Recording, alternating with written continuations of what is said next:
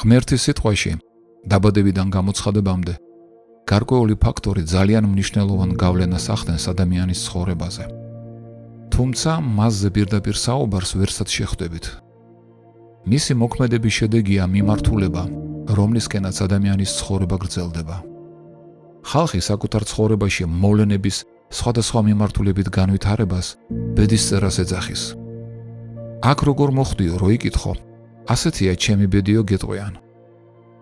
ადამიანთა მიდრეკილებამ პასუხისმგებლობა საკუთარი თავისაგან ვინმე სხვას დააკისროს, შეზღუდული და დაბრმავებული გახადა ხალხი ცხოვრებისეული კანონზომიერებების მიმართ.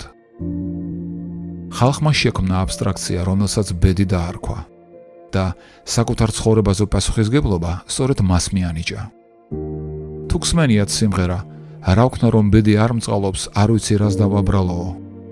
ამ კითხვაზე პასუხი ანდაზაშია, რაც მოგივა დავითაო, ყველა შენი თავითაო. ღმერთმა შექმნა ადამიანი თავის ხატად და მსგავსად, დაბადების პირველი თავის 26-27 მუხლები. და როგორც ღმერთს აქვს თავისუფალი ნება, ასევე ადამიანსაც მიანიჭა, როგორც მის მსგავსა და ხატს. ცხოვრების ყოველ გზაჯვარედინზე ჩვენი თავისუფალი ნება ირჩევს თუ რა მიმართულებით მივყვებით ცხოვრებას. გადაწყვეტილებების მიღებისას კი უკეთეს შემთხვევაში ჩვენი ნება ცხოვრებისეულ გამოცდილებასა და მოგროვებულ გონებრივ სიბრძნეს ეყრდნობა. თუ კი შენს პირად ცხოვრებაში კითხვა გიჩნდება თუ როგორ მოხვდი იქ, სადაც ახლა ხარ, უკან მობრუნდი და შეხედე შენს მიერ განვლილი ცხოვრების გზას. შეხედე შენი ცხოვრების გზაჯვარედინებზე, შენს მიერ შენი ნებით მიღებულ გადაწყვეტილებებსა და ამორჩეულ მიმართულებებს და მიხვდები თუ როგორ მოხვდი იქ, სადაც ახლა ხარ. არ არსებობს არავითარი ბედი. ის ნაცარქექიასა და სიზმარას მსოფლმხედველობის მქონე ადამიანების მოგონილია. თქვენი ცხოვრება მიედინება თქვენში გაბატონებული აზრების მიმართულებით, რომლებიც თქვენს ნებას განაპირობებს.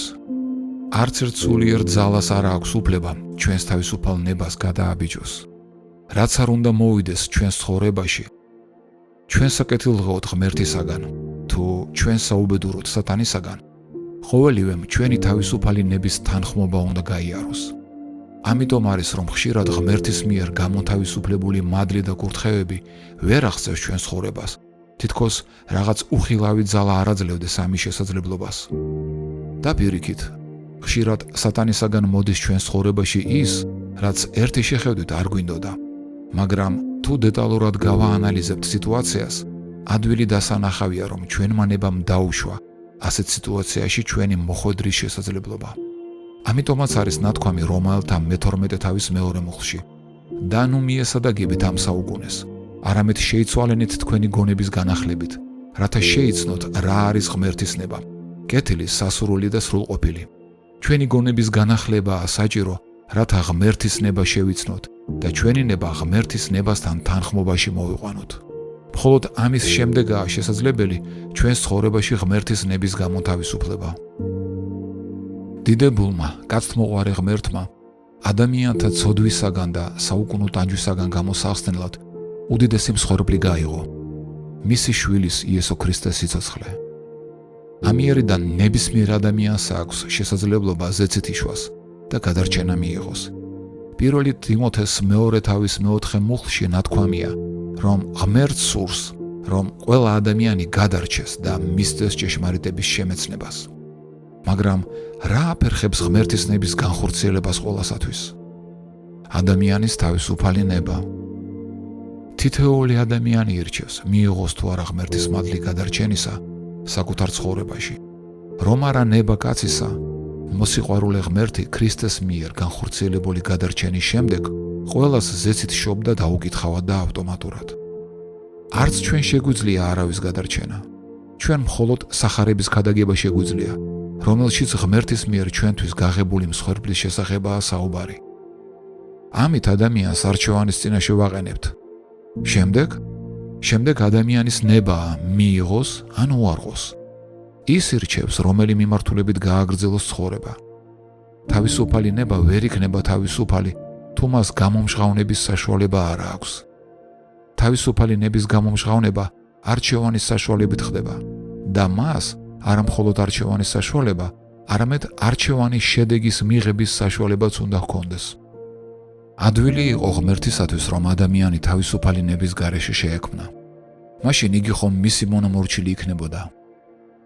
მაგრამ მაშინ ვერ იტყოდა ღმერთი, რომ მის ხატად და მსგავსად არის ადამიანი შექმნილი. მისი ხატება და მსგავსება გულისხმობს ადამიანისათვის მისი მახასიათებელი თვისებებისა და იმ ატრიბუტიკის მინიჭებას, რომელსაც თავისუფალი ნება ჰქვია. როდესაც ადამიანმა თვალი გაახილა და მის წინაშე მხოლოდ ღმერთია, ადამიანის თავისუფალი ნების განსახორციელებლად საჭიროა თავისუფალი არჩევანის საშუალება. ღმერთთან ცხოვრება არჩევანის შედეგი უნდა იყოს და არა თავსმოხვეული რეალობა. სწორედ ამით იყო განპირობებული ედემის ბაღში ბორდესა და კეთილის შეცნობის ხის არსებობა, დაბადების მეორე თავის მეცხრე მუხლი. პირველი გზაჯვარედინი ადამიანის ცხოვრებისა და მისი ნების არასწორი არჩევანი. რა არჩევანის წინაშე იდგა ადამიანი და რატომ იყო ასე გამანადგურებელი მისი არასწორი არჩევანი? სანამ ბოროტისა და კეთილის შეცნობის ხის ნაყოფს იგემებდა, ადამიანის თავისუფალი ნება ღმერთის ნებასთან სრულ ჰარმონიაში იყო.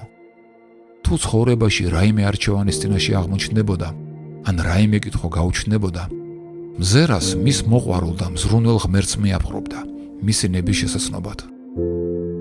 იცოდა ადამიანმა, რომ ღმერთის ნება მის კეთილდღეობაზე და ნეტარებაზე ზრუნვა იყო და ამიტომ ღმერთის ნებას სრულიად ეთანხმებოდა. ცდუნება სატანისაგანაც ხომ ამაში მდგომარეობდა. ასე ბრმად ნუენდობი ღმერთის ნებას. კი, კურთხეული და ბედნიერი კი ხარ, მაგრამ არსებობს უფრო მეტი ნეტარება, რომელთანაც შენ არ აგაქვს შეხება. ღმერთის ნებით ხელმძღვანელობის ნაცვლად შენი ნებით უნდა იხელმძღვანელო და მიაღწიო მასზე უდიდეს ნეტარებას, ვიდრე ღმერთი გაძლევს. ამისათვის საჭიროა, რომ შენ თვითონ განასხვავო ბოროტი კეთილისაგან, რათა სწორი არჩევანი გააკეთო. შენ თვითონ მართა შენი ცხოვრება. ამას მოჰყვა კაცის ნების ღმერთის ნებისაგან გამოცალკევება და დამოუკიდებლობა. ღმერთს უნდა, რომ ადამიანს მის კურთხევებში ჩაფლულს წუთისოფლის ნეტარებაში გაეტარებინა ცხოვრება. როდესაც ადამიანმა გადაწყვიტა, რომ ცხოვრებაში ღმერთთან მჭიდრო ურთიერთობით ხელმძღვანელობის ნაცვლად საკუთარი ნებით იარა, ღმერთმა მას რჯული მისცა. კაცთმოყვარე ღმერთი იძულებული შეიქმნა ადამიანის თავისუფალი ნება გაეთვალისწინებინა და მისი ცხოვრების კურთხევებით პირდაპირი უზრუნველყოფის ნაცვლად არჩევანი მიეცა. არჩევანი მიეღო ან არ მიეღო ღმერთის კურთხევანი. ადამიანის თავისუფალი ნების არჩევანმა ღმერთის მოსიყვარულე გულიდან ბუნებრივად მომდინარე კურთხევები პირობით კურთხევებად გადააქცია. მის შემდეგ, რაც ადამიანმა განმარტება მიიღო თუ რა მოქმედებას მოჰყვება კურთხევა და რა მოქმედებას წევლა, ღმერთმა იგი არჩევანის წინაშე დააყენა რჯულის 30,019 მუხლი. მოწმეა დღეს თქვენს წინაშე ცა და დედამიწა, რომ სიცოცხლე და სიკვდილი, კურთხევა და წყევლა დაგიდევი წინ. ამოირჩიე სიცოცხლე, რათა იცოცხლოთ შენ და შენმა შთამომავლობამ. სად მიგვიყვანა და რა მდგომარეობაში ჩაგვაგდო ამან დღესაც ვხედავთ კაცობრიობის ცხოვრებაში. ამან მოიტანა მცდარი მცდელობები ღმერთის ბუნებისა და ხასიათის შეცნობისა ძველი აღთქმის მოვლენებიდან გამომდინარე. ძველ აღთქმაში თვალს ვადევნებთ იმას, რაც ადამიანის ცხოვრებაში ხდებოდა და ვთვლით, რომ ასეთი იყო ღმერთის პასუხი და ღმერთის ნება. ასე ვიქმნით მცდარ წარმოდგენებს ღმერთის შესახებ. მოვლენები, რომელიც ძველ აღთქმაში ადამიანის ცხოვრებაში ვითარდებოდა, ასახავდა მიზეზ შედეგობრივ კავშირს ადამიანის ნებით არჩეულ მოქმედებებსა და ამ მოქმედებების შედეგებს შორის და მათ არავითარი კავშირი არ ჰქონდათ იმასთან, თუ როგორია ღმერთი.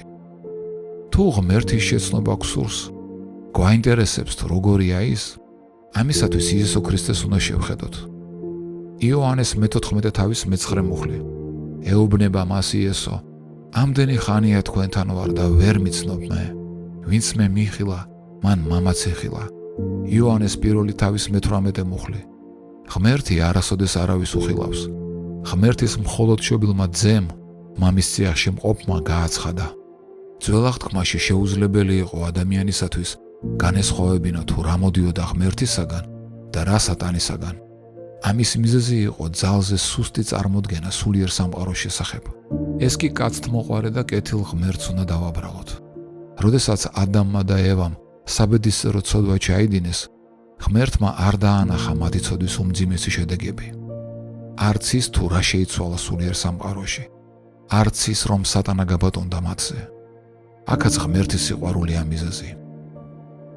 როგორ იგრძნობდნენ თავს ადამი და ევა, ღმერთს რომ ენახებინა მთელი ტრაგედია კაცობრიობისა ასეულობით წლების განმავლობაში.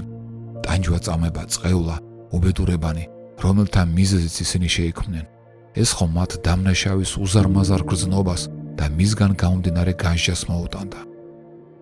რა განაჩენს გამოუტანდა საკუთარ თავს ადამიანი, რომელმაც ბოროტისა და კეთილის განსჯა საკუთარ თავზე აიღო. ეს ხომ მას მიწასთან გაასწორებდა. ესეც რომ არა, რა აზრი ქონდა ღმერთისათვის სულიერ სამყაროზე ფარდა აეხადა და ადამიანისათვის მისი რეალობა ენახებინა. თუ ადამიანი ვერავითარ გავლენას ვერ მოახდენდა, არავითარ ძალაუფლებას არ ფლობდა სატანის წინააღმდეგ. ასე რომ მოქცეული იყო ღმერთი, ეს ხომ უფრო დათრკუნავდა ადამიანს. ძველ აღთქმაში სატანა სულ 5 ჯერ არის მოხსენიებული. აქედან 3 ჯერ იობის წიგში. ასევე სატანასა და დემონური ძალების შესახებ ძალიან ზედაპირულად არის ნათქვამი. და ამიტომ ყველაფერს, რასაც ზებუნებრივი გამოვლენა ჰქონდა, არა აქვს მნიშვნელობა ბოროტი იყო თუ კეთილი, ხალხი ღმერთს მიაწერდა ხოლმე. როდესაც არ ვიცით რა ხდება სულიერ სამყაროში, არა გვაქვს წარმოდგენა. არ არის ჩვენთვის ღმერთისაგან გახსნილი, მაშინ იქიდან მოვლენილ ცუცას და კარგსაც ღმერთს მივაწერთ ხოლმე და ღმერთიც არ შეწინააღმდეგებია ამ ტენდენციას.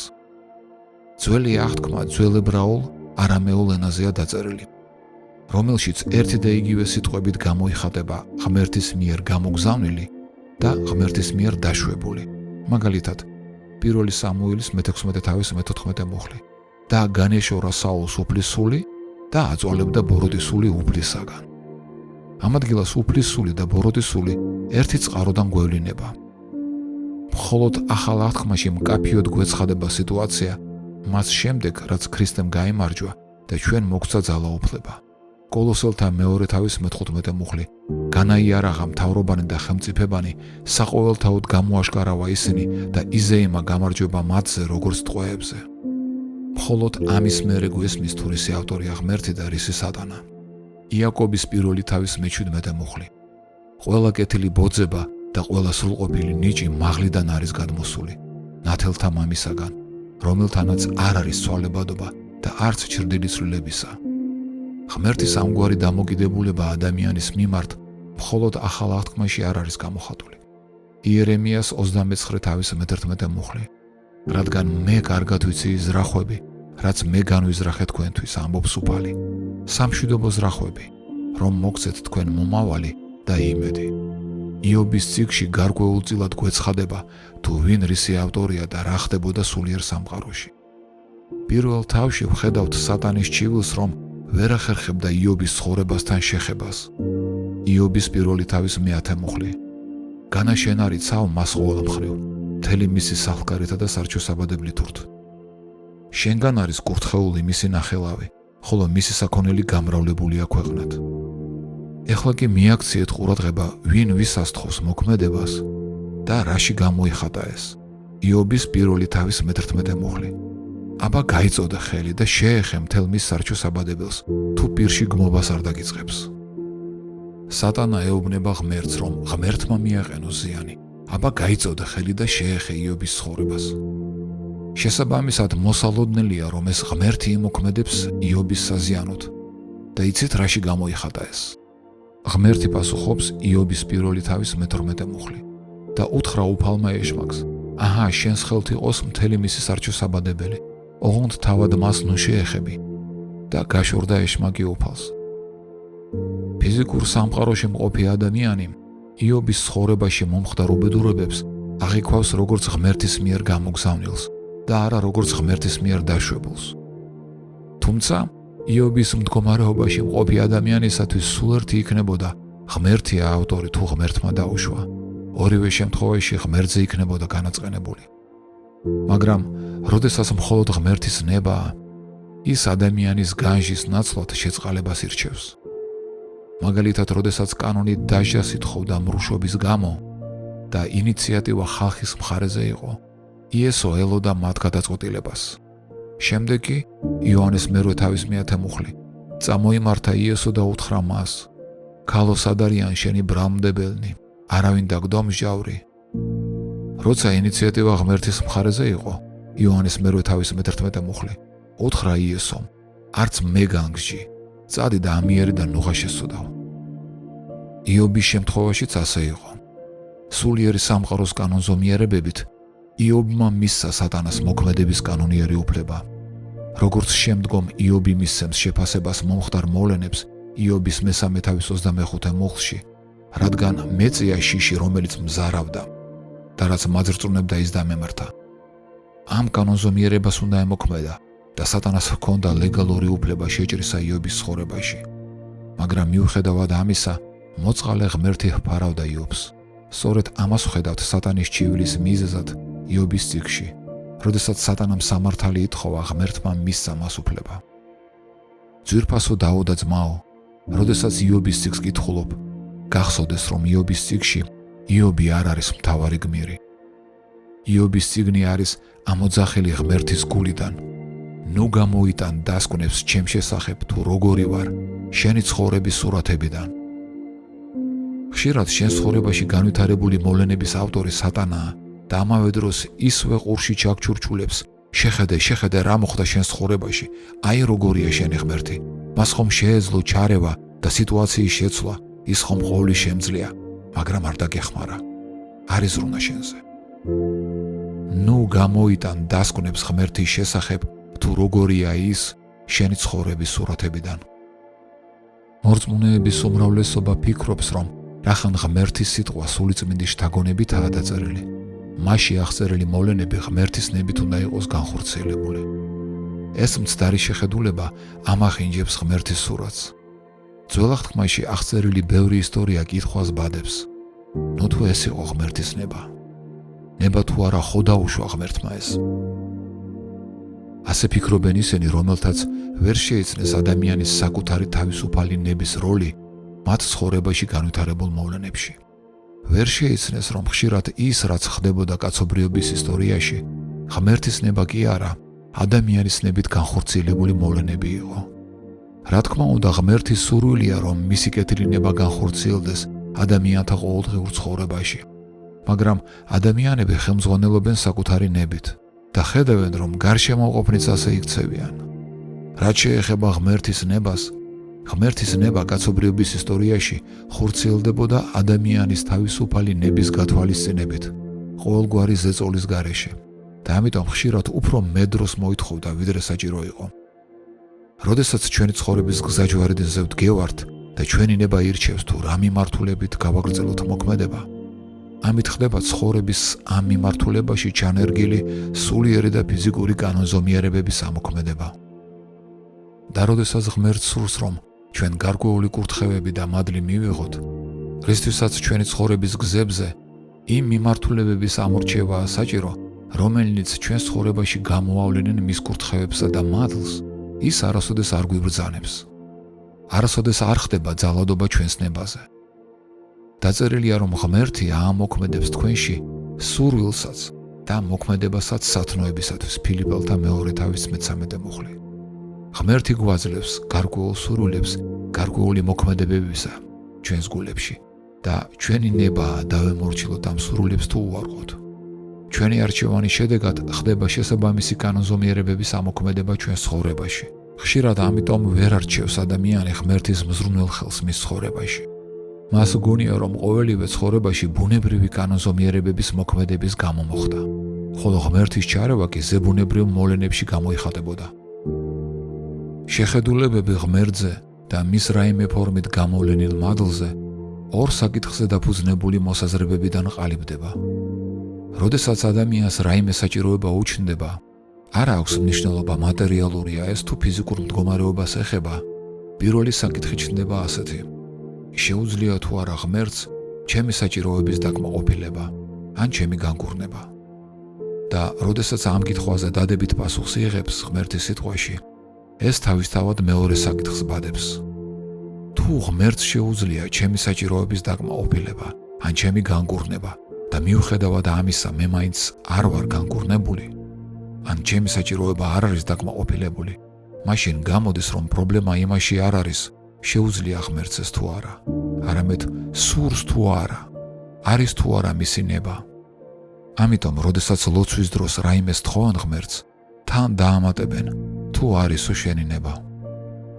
ხალხი იმას არ ითვალისწინებს, რომ ღმერთის გარდა თავისუფალ ნებას თვითონაც ფლობენ, რომ ღმერთის ნება არ არის ერთადერთი დამაბრკოლებელი ფაქტორი ღმერთისაგან რაიმე კურთხევის მისაღებად.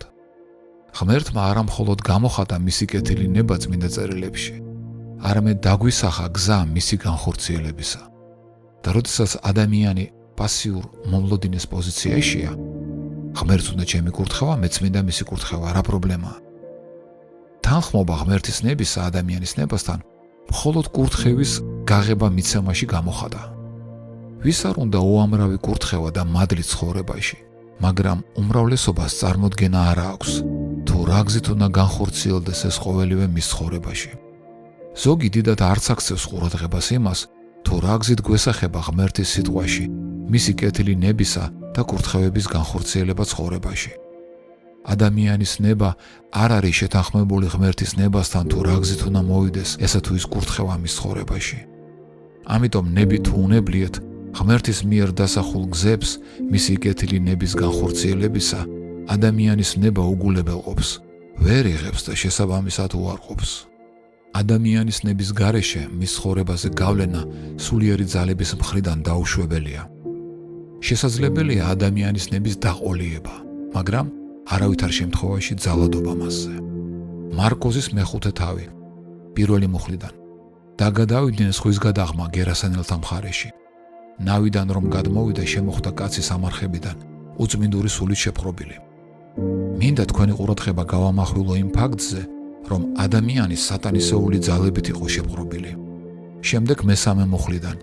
მას სამყოფელი სამარხებში ჰქონდა და ჯაჭვებითაც კი არავის შეეძლო მისი შეკვრა.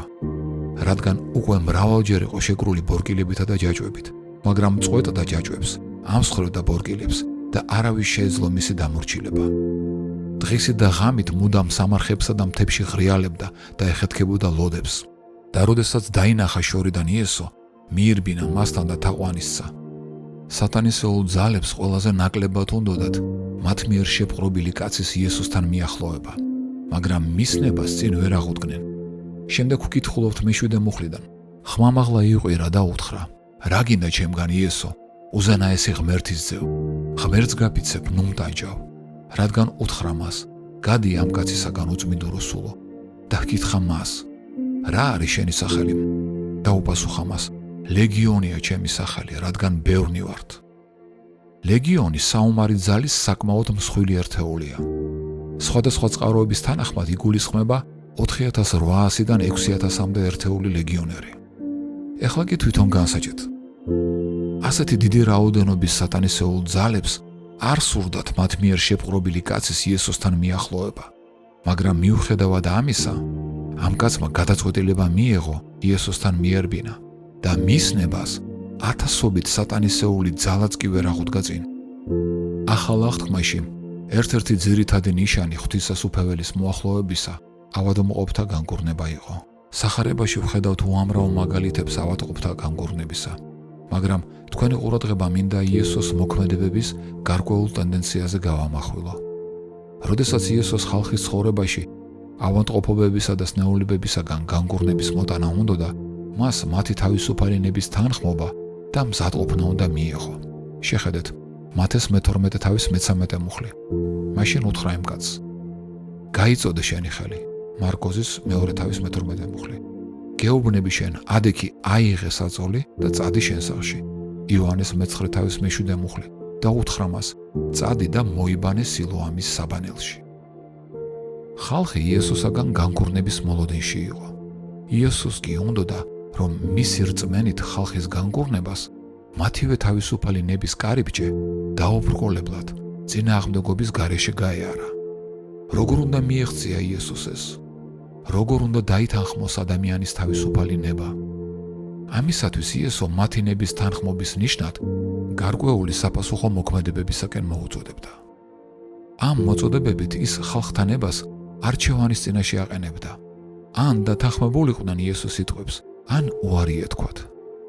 თუ ადამიანის ნება ამოირჩევდა იესოს სიტყვებს დათანხმებულიყო და ამ სიტყვების შესაბამისად ემოქმედა, ამით საკუთარ ნებას იესოს სიტყვებს უმორჩილებდა და კარს უხებდა ამ გზით მოვლენილ განკურნებას.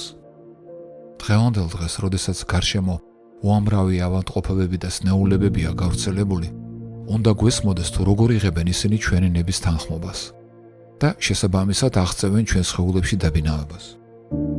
სანამ ზეცით ვიშვებოდით და გადარჩენას მივიღებდით, ამ ქვეყანამ დიდი ხნის განმავლობაში გვავარჯიშა და გვასწავლა, თუ რომელი სიმპტომები რომელი დაავადების ნიშნებია.